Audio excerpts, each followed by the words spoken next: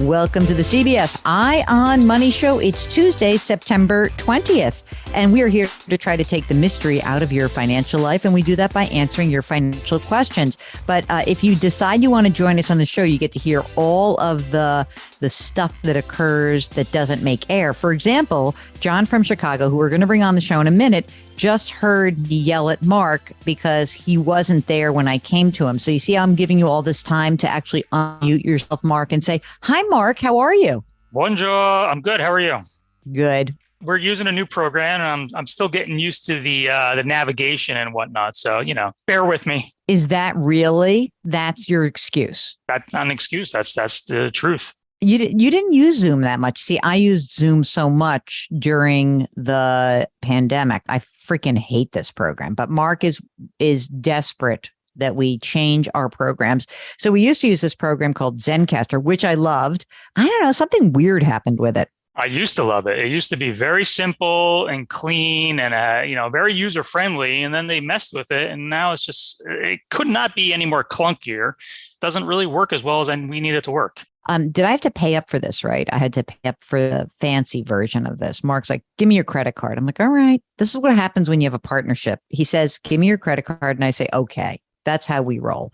All right, Mark. So problem is right this second, everybody, the ride is over, but it hasn't happened yet because it's last week when we're recording this. So I maybe have helicoptered out of the ride and gotten to safety, hopefully, or I finished. I'm not sure. One of those two potentially. You're still betting that I'm going to do okay, right, Mark? When you say what you just said, I just roll my eyes because I know there's zero chance of that happening.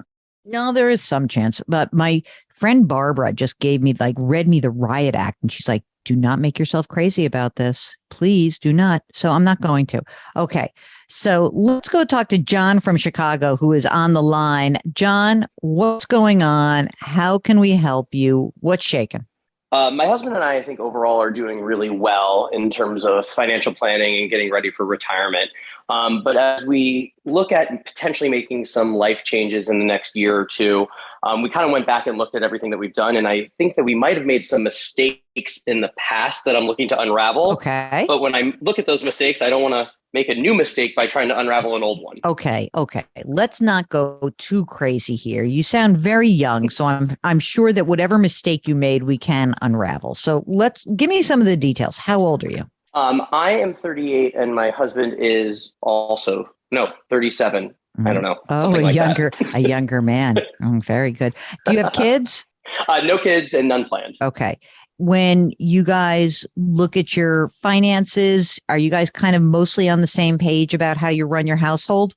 Yes. Okay, good. That's a new question I think I'm going to ask because I feel like sometimes we have divergent views on that. Okay, you're both working? Yep, both working. Okay, what do you guys make for a living? I pull in about $300,000 to $325,000 a year, including bonus. Mm-hmm. But it also is part of a private equity cycle. So every 4 to 6 years, I get kind of the acquisition payouts based on my equity. And that ranges anywhere between 1 to 1.5 million. What? First of all, whatever mistake you made, this will make up for it. So let's figure that out. Okay. And what about your husband? He works in aviation. He's a pilot, and he gets currently about $225,000. Yeah. And then he will be upgrading in the next year or so to captain, which will push that total to about 350. Look at these guys. Double income, no kids. Let's talk a little bit about how much money you have squirreled away on these massive amounts of both base and this strange bonus that pops into your life every 5 or 6 years. Well, the high salaries and the bonuses are kind of a newer thing in the last few years. So I don't think it's as impressive when you look at the historical savings. But all in all, we're not doing bad. So on my side, from a 401k traditional standpoint, I have about 175,000 in there. Okay. And then Roth, I have about 153,000. And then I'm contributing the max, and then I get a 4% match for my company. Now, hubby, pilot. Yes. 401k? Yes, 401k, and it's all Roth. What's and in he there? Gets 300. He currently has 367,000, and then he gets a 16% match. Oh, wow. That's big. Mm-hmm. Wow. It's delightful.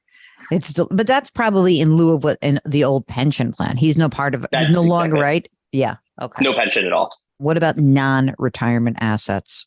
Well, so we do have another weird, like this is the mistake side of things. Okay. I had a financial advisor giving me recommendations about 10 years ago, and I moved all of that retirement savings into an annuity. And at the same time, also purchased a life insurance account through that same place.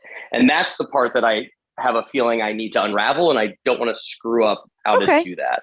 Can I just be clear? Fixable. It is fixable. Okay. Okay. So don't fret. Perfect. Okay. So how much money is in the annuity? So Roth, there's 95,000.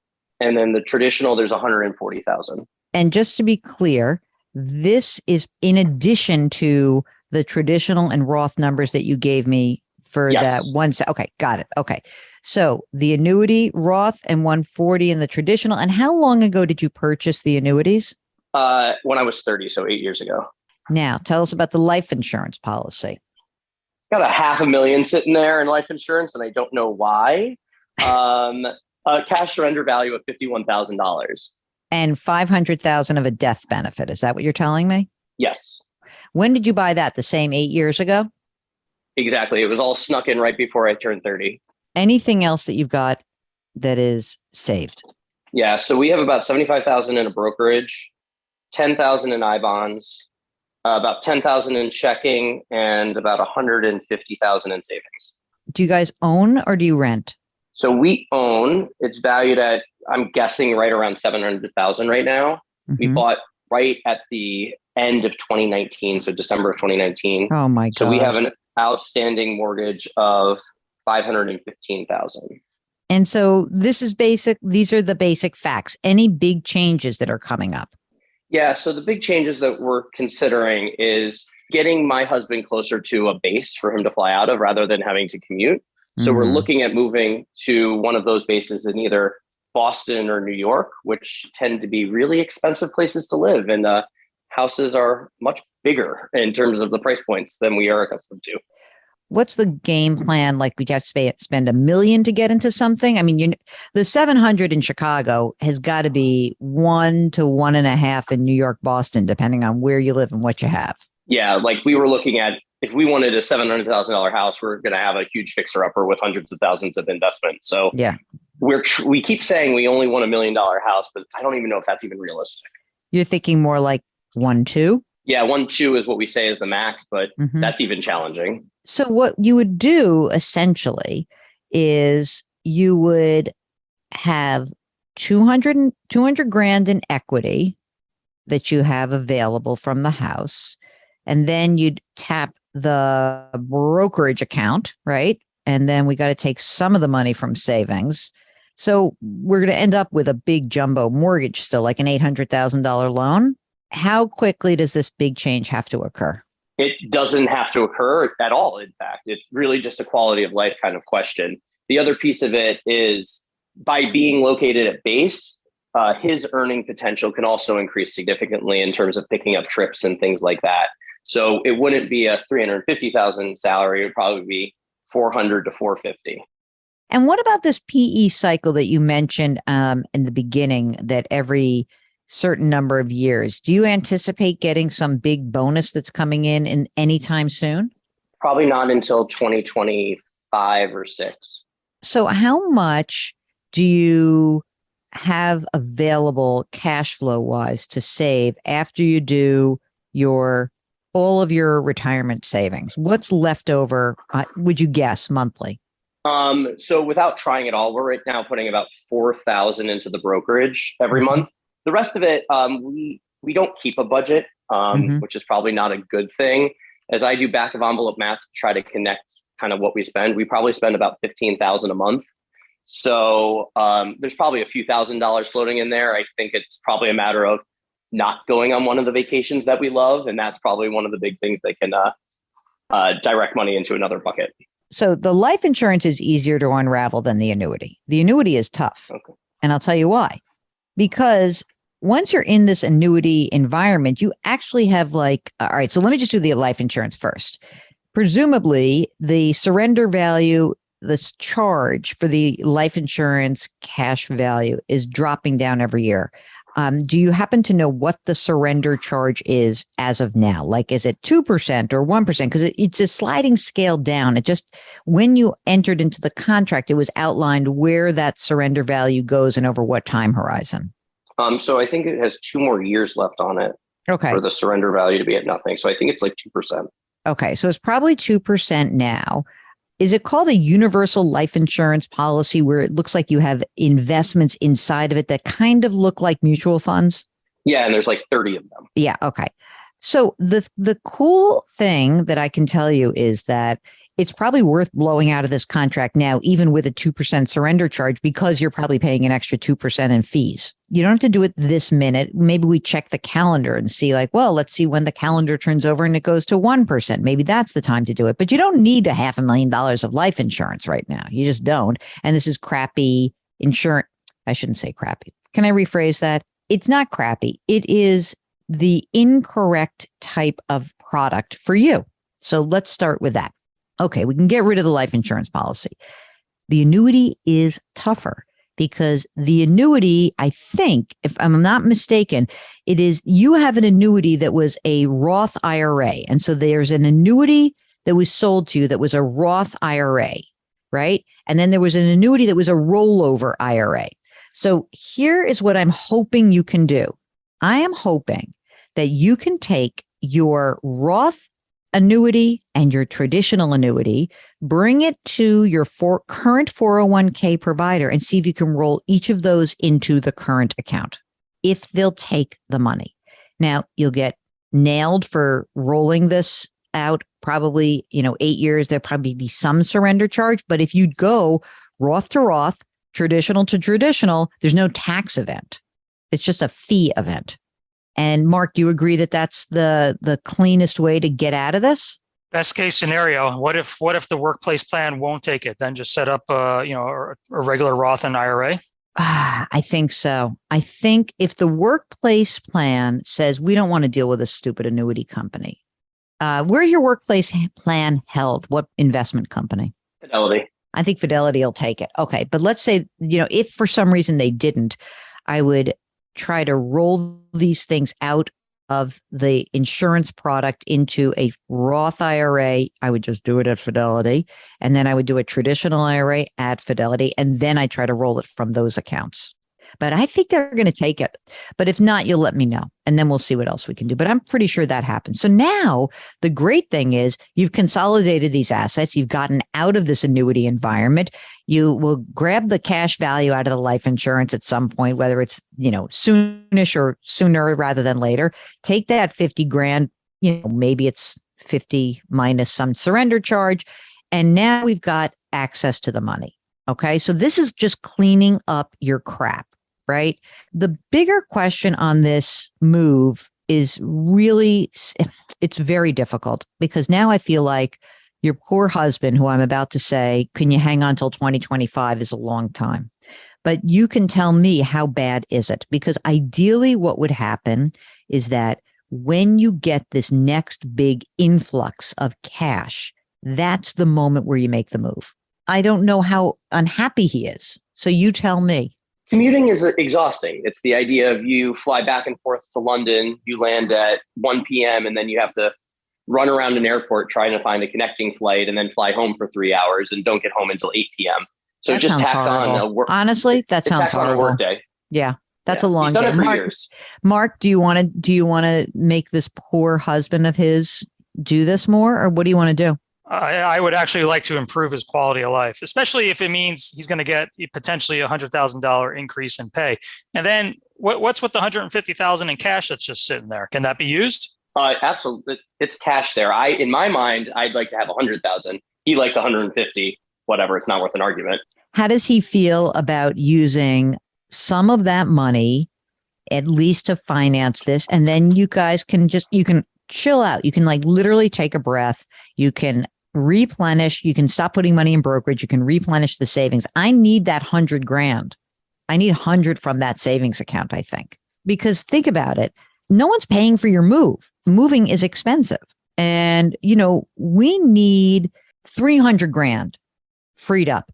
Okay. We'll have 200 that is from the house sale, hopefully. Then we'll have some money from the brokerage well, maybe I only need 50 from the savings.